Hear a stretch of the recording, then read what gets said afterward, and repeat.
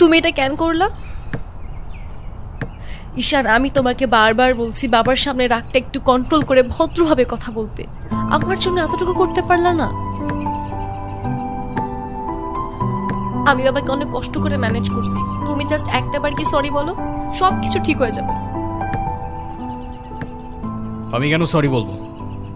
উল্টা তোমার বাবাকে বলো আমাকে এসে সরি বলতে। ঈশান, ফল্ট তোমারও ছিল, তুমি বাবার সাথে শাউট করছো।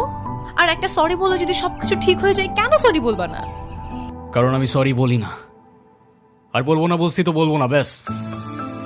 তোমার ইগোর জন্য না তোমাকে কিছু বলতেও আমি ভয় পাই। সেদিন তুষার সাথে যা করছো, তারপর থেকে তোমাকে কোনো কিছু বলার সাহস পর্যন্ত আমি পাই না। এরকম চলতে থাকলে দেখবে একদিন আমিই চলে যাব। তো যাও না, তোমাকে তো আর কেউ আটকায় রাখে নাই। রাখছি, আমি আটকায় রাখছি। ঈশান প্লিজ, একটু বোঝার চেষ্টা করো। তুমি বাবার কাছে গিয়ে একটাবার সরি বললে সব ঠিক হয়ে যাবে।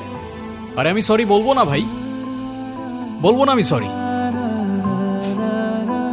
এটাই কি তোমার শেষ ডিসিশন? এখন কি তোমার পেন আর পেপারে সাইন করে বলতে হবে নাকি? ঈশান, আমি যদি আজকে এখান থেকে চলে যাই, হয়তো আর কোনোদিন ফিরে আসবো না। আবে তো যাও না, কে আসতে বলছো তোমাকে? যাও। কেউ বুঝেনি আমার